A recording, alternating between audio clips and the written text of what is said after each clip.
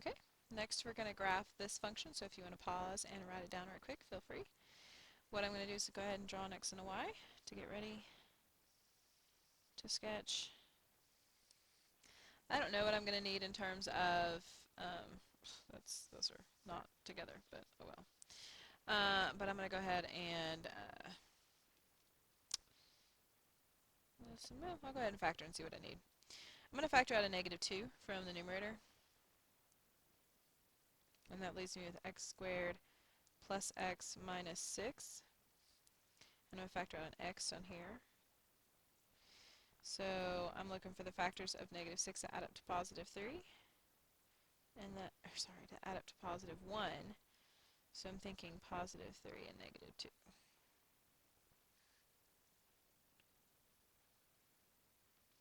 All right. So that is the fully factored form. Let's talk about the different values. Oh, let me go ahead and write down some things I want to make sure that I didn't talk about. Domain, range, x-intercept, y-intercept, vertical asymptote, asymptote hole, horizontal asymptote slash in behavior model.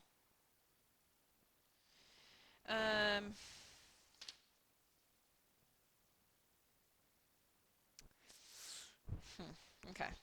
I think I want to go ahead and do limits as x approaches -infinity and limits as x approaches +infinity.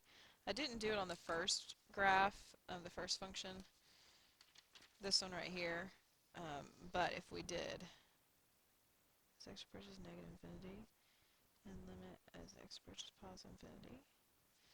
As x approaches -infinity, the function is getting closer and closer to 0, and as x approaches +infinity, the function is getting closer and closer to 0. If you have a horizontal asymptote, these are the same values. Okay, it will always be the same if you have a horizontal asymptote. So that's kind of nice. All right, here we go. Oh yeah. Oh yeah, I said I was going to see. Okay. Values that are going to be important to me. X equals 0, x equals 3, x equals -3, x equals +2. So those stay pretty much close. So I'm going to go just a 5. 1, 2, 3, 4, 5. 1, 2, 3, 4, 5. I guess you don't need to hear me counting it out. Alright. So, let's talk denominator.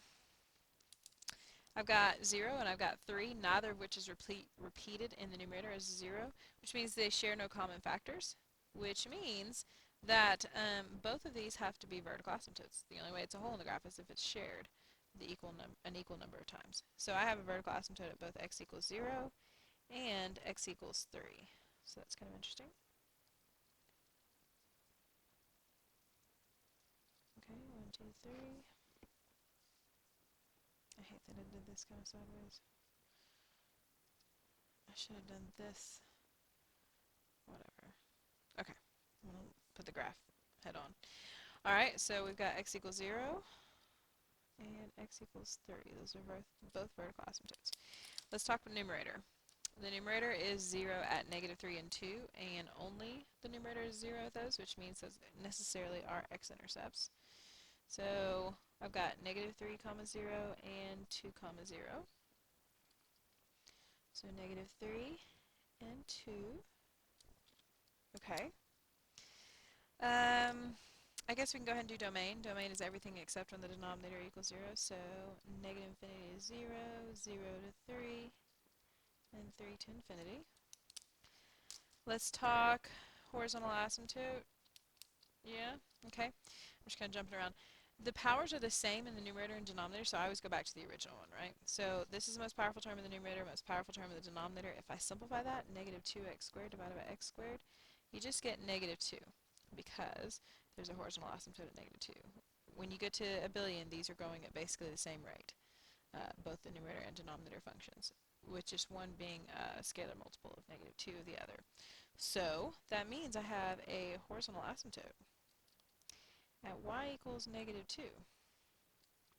So that means across the entire plane, I've got this going on.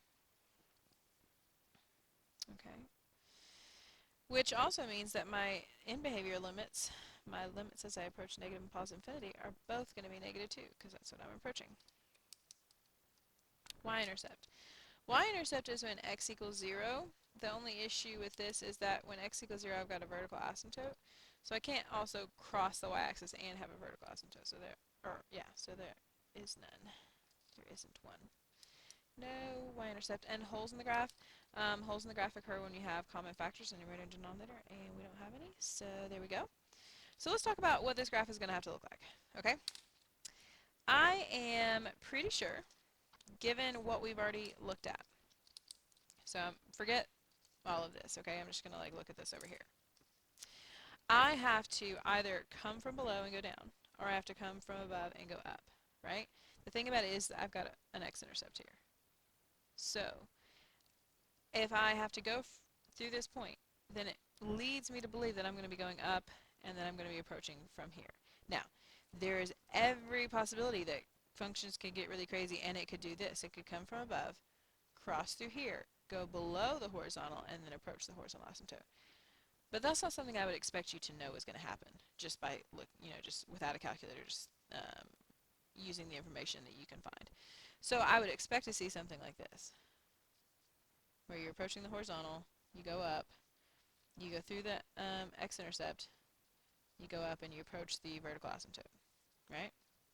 Now, I know where this is going to go next because I know that the multiplicity of the vertical asymptote x, right, that factor, has a multiplicity of 1, which is odd, which means if this is up here, then this has to be down here, right? So it has to come through here.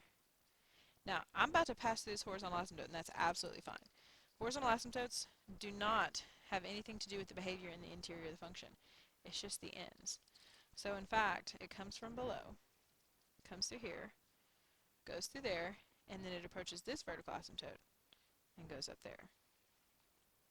Now, because the behavior of because this vertical asymptote, the factor, has a multiplicity of 1 as well, I know that if this is up here, then this necessarily has to be down here. Another reason why I know it's not up here is because if I came from up here and I tried to get to my horizontal, I would have to cross the x-axis.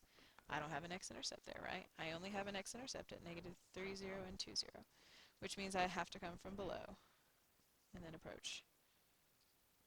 Okay?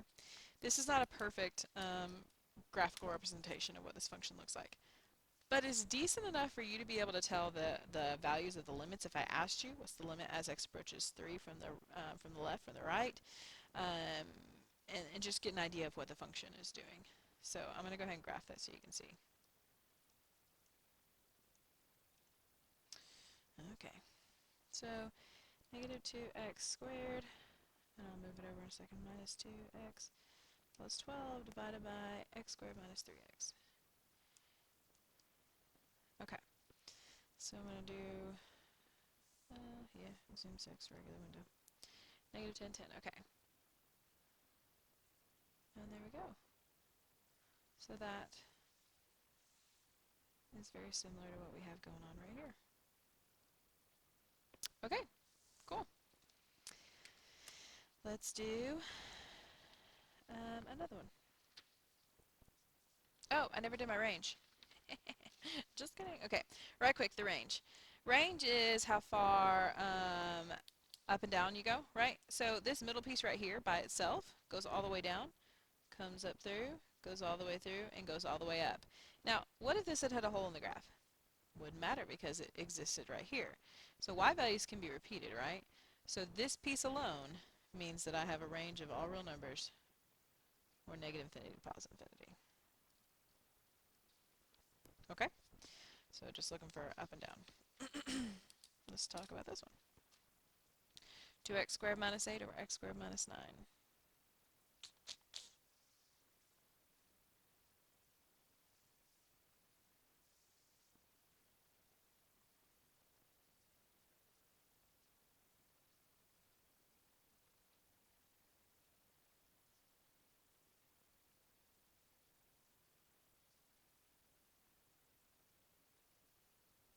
I was going to do another thing right quick on this one.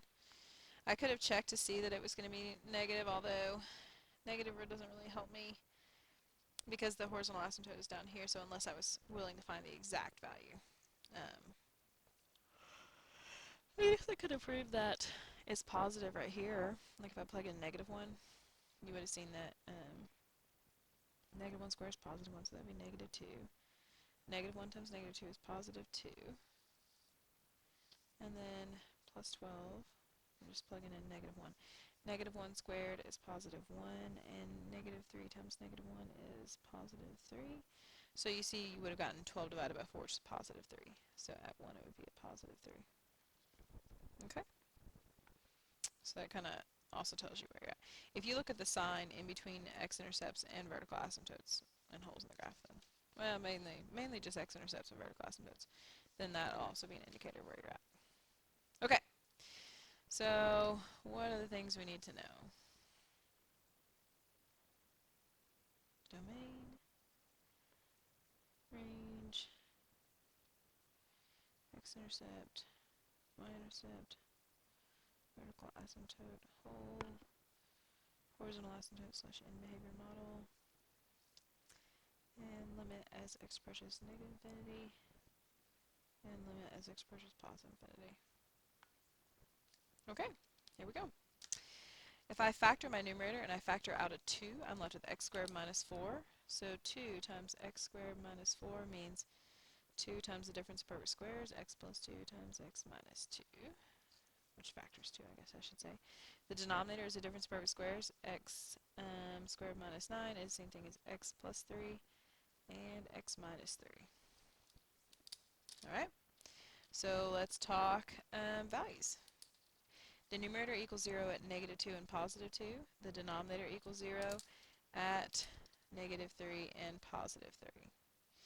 None of those are shared, which means we do not have a hole in the graph. The 2 in the numerator mean that they are automatically x-intercepts, so -2, 0, and +2, 0. Okay. The 2 in the denominator, being alone, make them vertical asymptotes, so we have a vertical asymptote at -3 and a vertical asymptote at +3. We also have the same power in the numerator and denominator. Oh, I guess I should write that down.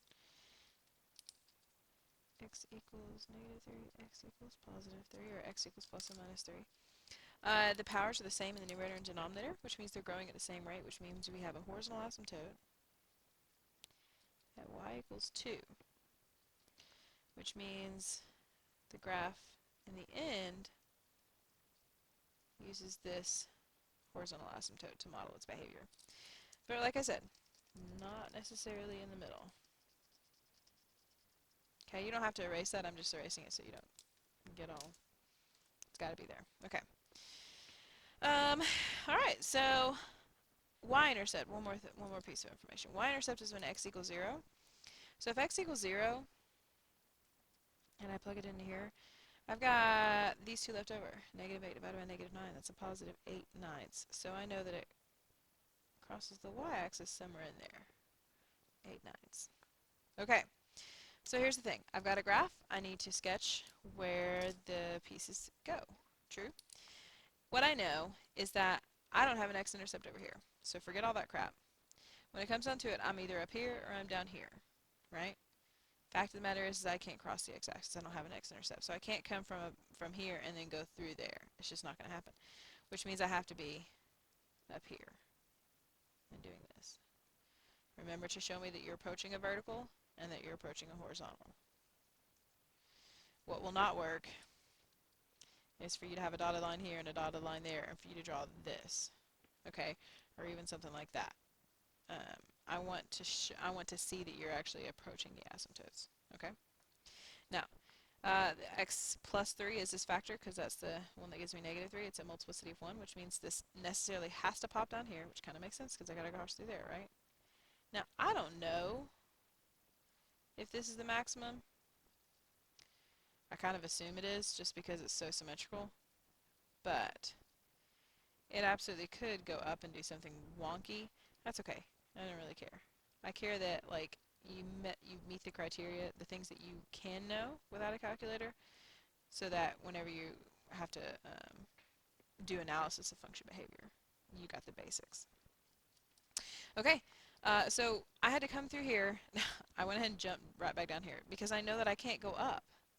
I have to hit this one, right? Now, when I come through here and I go through this, like I have to go through it, right? I cannot pop back up because I don't have another x-intercept, right? So if I have to come from below, because as soon as up here I have to come from below, go through this, and then go through this, that necessarily sends me down here. Again, a multiplicity of 1 means if this is down here, then this is up here, and I don't have an x-intercept. So it stands to reason that that's what it's going to look like. Okay? Now, my limits as I approach positive and negative infinity, those have to do with the horizontal asymptote. So both of these are going to be 2. Now, as far as domain goes, that one's pretty clear. It's everything but negative 3 and positive 3. So all real numbers x not equal to negative 3 and positive 3. Ugh. But my range is not something I can say I know for sure. Okay? But what I do think is happening is negative infinity up to this 8/9. I reach it though. That's the interesting thing. And then I have a gap until I reach the horizontal asymptote, although I don't actually. 2. And then I go up to infinity. So we're talking from low to high, right? So there's a gap in the y-axis of values that are not attained. I'm not going to stress as much about range, especially unless I give you a calculator, because then with a calculator you would know exactly if this is the max or not, and then you would know what that gap is. Okay, but that does make it slightly more interesting. Alright, I'm going to end this video and then make one more video going over